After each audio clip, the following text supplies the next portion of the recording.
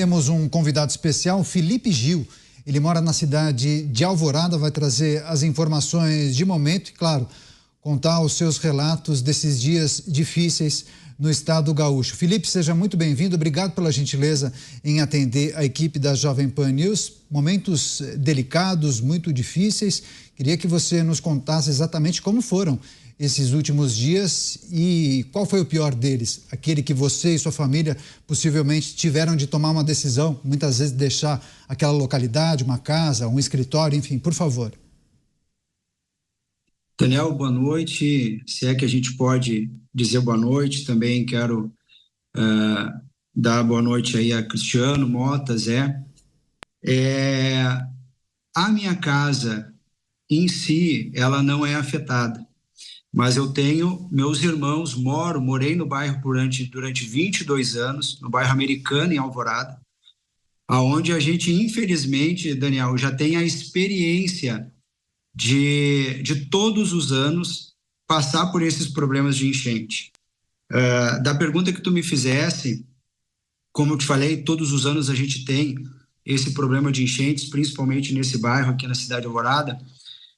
O meu irmão, ele é um dos primeiros a ser atingidos, uma das primeiras casas a ser atingidas, e dessa vez ela foi muito diferente do que acontece todos os anos. Na grande maioria das vezes, a água chegava no máximo até a cozinha dele, e porque a parte dos dormitórios são mais altas. Dessa vez, superou o telhado a altura que a água chegou. Inclusive, chegou na rua onde a minha mãe mora, que é a sétima rua, vamos dizer assim, fica acima de uma lomba, né, como a gente chama aqui, de uma ladeira, acredito que vocês chamam assim, chegou nessa rua. É muito triste a gente acompanhar esse cenário, porque a gente vê, lógico, a questão do bem material, né, mas principalmente a questão de o meu irmão, a cunhada dele, por exemplo, que usa cadeira de rodas, tem que sair às pressas, a água subiu muito rápido, pegou eles de surpresa dessa vez. Isso é muito triste, né? Para nós aqui é muito triste.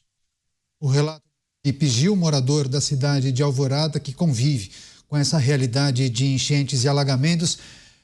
Felipe, peço licença para chamar também os nossos comentaristas. Cristiano Beraldo. Felipe, como você disse, né, é difícil a gente ter a expectativa de uma boa noite diante disso que você está vivendo aí, nessa tragédia que assolou tanta gente, tantas famílias, tantas cidades. Eu queria te perguntar como é que foi a experiência de vocês em setembro do ano passado, diante das tempestades, das chuvas torrenciais, que também trouxeram alagamentos, trouxeram um grande sinal de alerta para várias regiões do Rio Grande do Sul. Em que sentido isso ajudou ou não a população a se preparar para algo dessa natureza? Cristiano, eu lembro que no ano passado, a gente, como tem aqui a infeliz experiência no caso de enchentes, a gente sabe que o pós essa enchente, o baixar das águas, é um momento extremamente difícil para aquele que vive isso.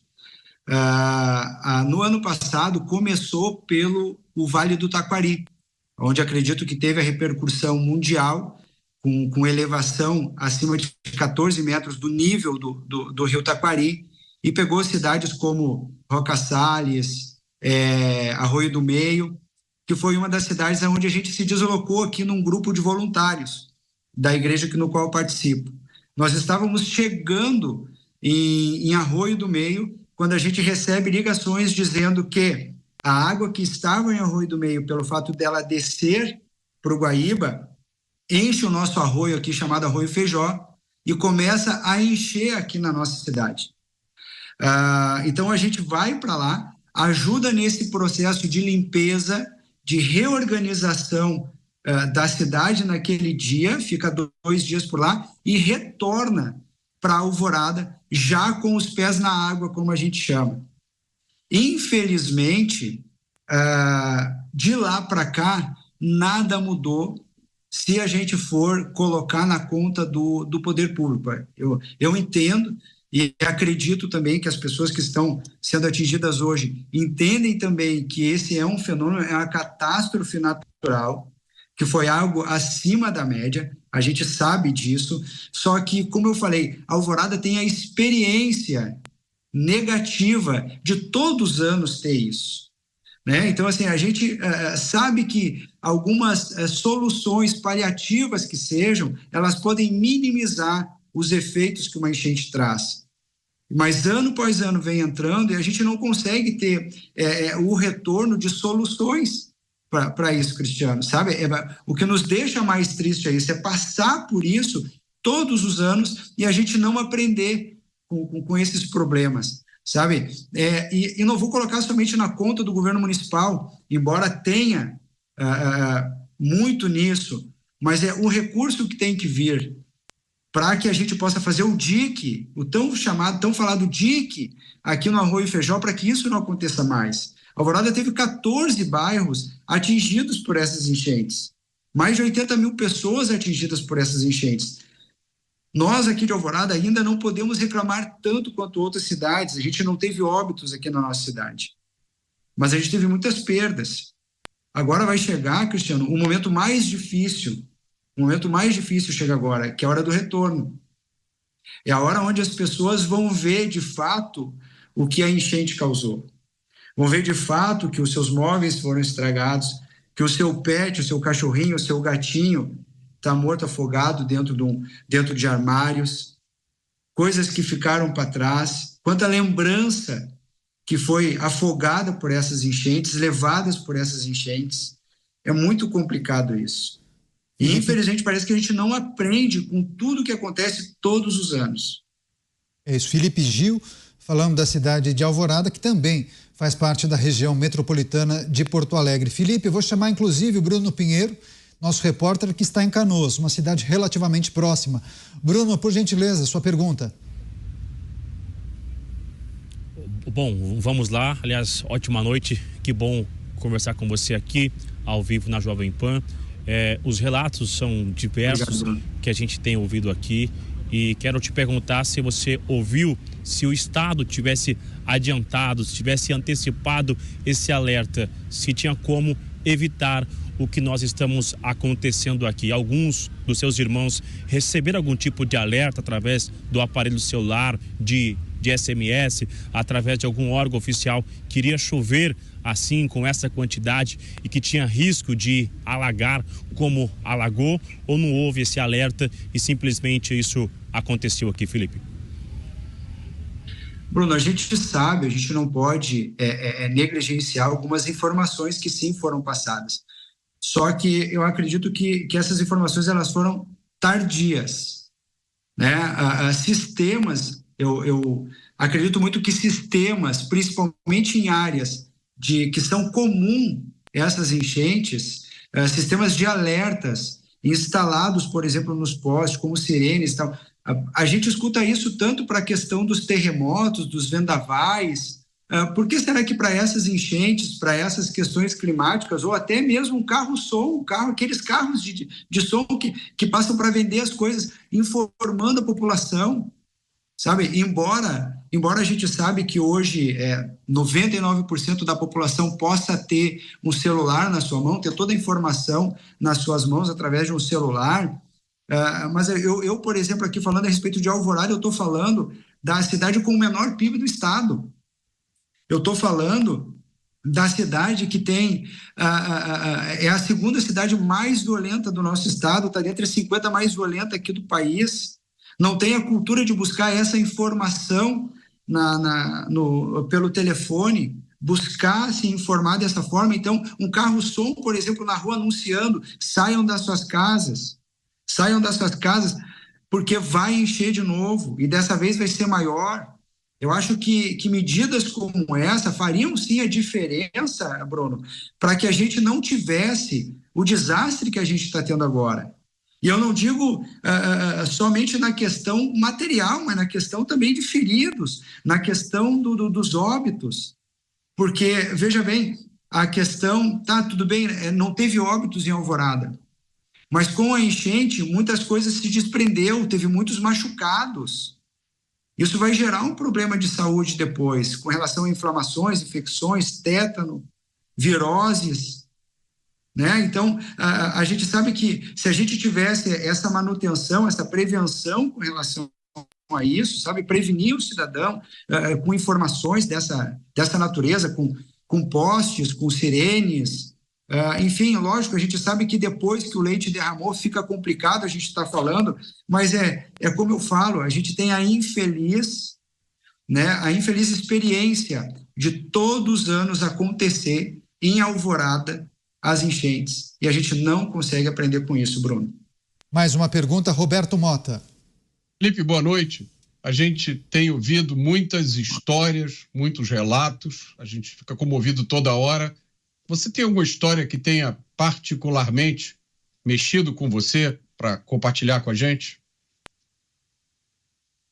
Mota, ter que deslocar alguém de cadeira de rodas, já com água, aonde já não, se tivesse com a cadeira dentro d'água, estaria afogado, tem que estar botando dentro de bote. Isso é muito difícil de ver.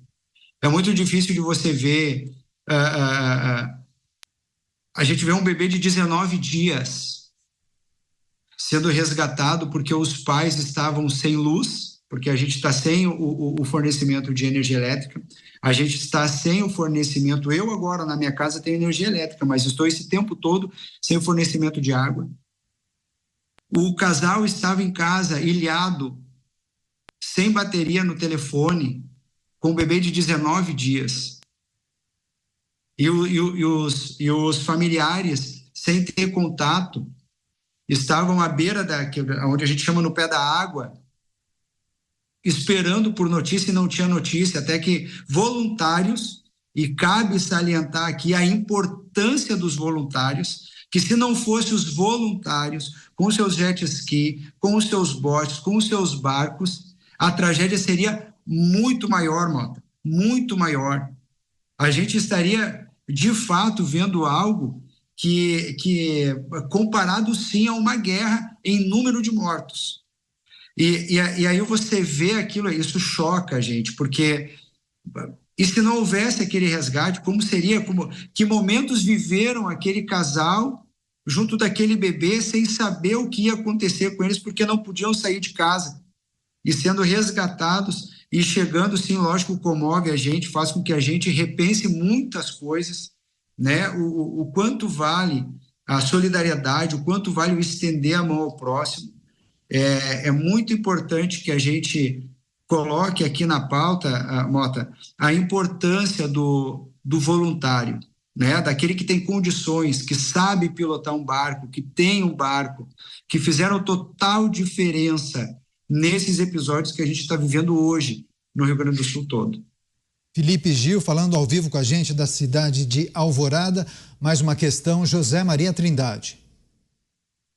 Pois é, Felipe, a gente vê, eu já fiz algumas coberturas de que a tragédia é grande e ela leva várias tragédias pessoais, muitas tragédias pessoais.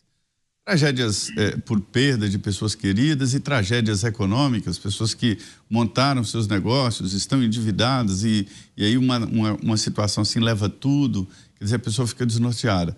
Mas há pessoas que passam, graças a Deus, né, longe do processo e da tragédia.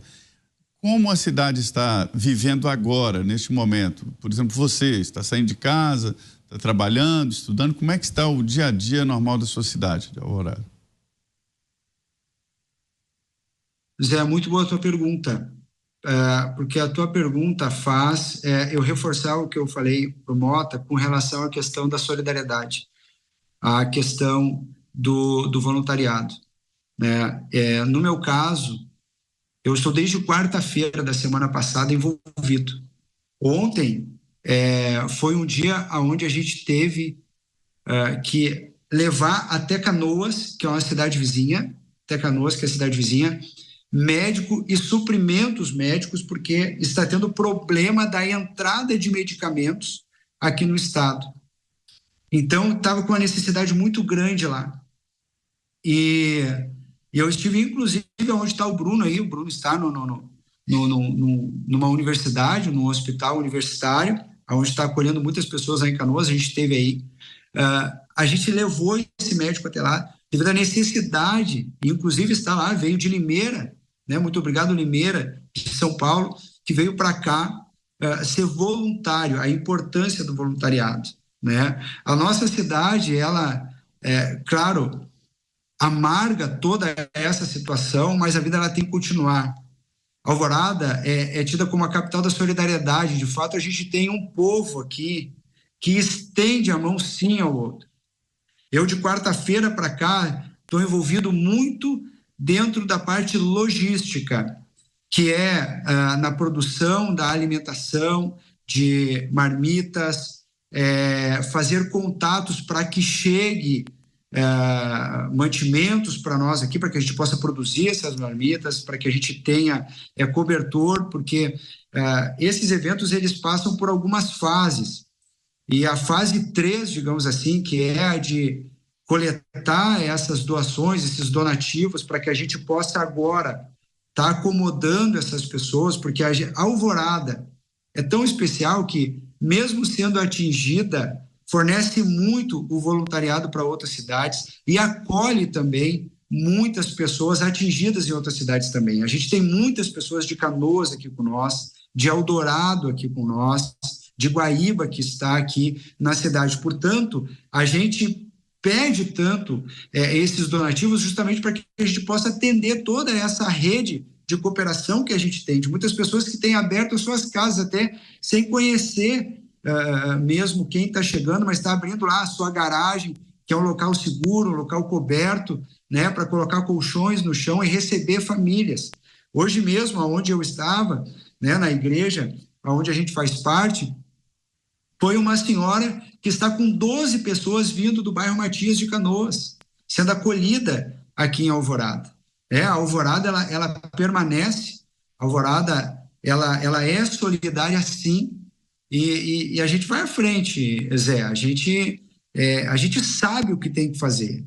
Eu repito, infelizmente, nós temos a infeliz experiência nesse tipo de coisa, e sabe como lidar com essas tragédias, como a gente tem passado aqui na cidade todos os anos. Programa Os Pingos nos Is, a situação do Rio Grande do Sul, especialmente da cidade de Alvorada. Estamos conversando com o nosso convidado, o Felipe, trazendo um pouco da sua experiência também dessa situação de momento por lá. Agora, Felipe, me parece que essa situação só não está pior justamente por conta dessa união de forças, não somente das autoridades, mas especialmente dessa força do voluntariado, né, da população, aquelas pessoas que arregaçam as mangas e vão ajudar, independentemente da pessoa que está lá precisando, querem ajudar e estão fazendo toda a diferença nesse momento. Eu acho que é oportuno, inclusive, aproveitando o seu poder de comunicação, fala muito bem, eloquente, que você compartilhe uma mensagem para essas pessoas, uma mensagem de incentivo, de agradecimento. Seria importante escutá-lo nesse momento. Obrigado, Daniel, pela oportunidade, né? Eu agradeço sim, porque um veículo como a Jovem Pan, a gente sabe que vai chegar a muitas pessoas, a gente sabe o alcance que a Jovem Pan tem, e principalmente para nós aqui do estado do Rio Grande do Sul, o quanto o Brasil tem nos ajudado. A gente tem recebido recursos, inclusive, do exterior. Eu quero fazer, sim, um agradecimento a todos vocês que olharam para nós, que têm visto nós de uma maneira especial no coração de cada um de vocês. A importância daquele que doa, daquele que chega até aqui, são vidas sendo salvas aqui. Graças a Deus, por conta do voluntariado, a gente tem feito com que donativos que têm chegado até as nossas mãos têm chegado na ponta, fazendo a diferença na vida daqueles que foram atingidos. O voluntário, Daniel, aqui fez uma diferença enorme. Fez uma diferença enorme porque, infelizmente, parte daqueles que tinham que agir demoraram um pouco para agir.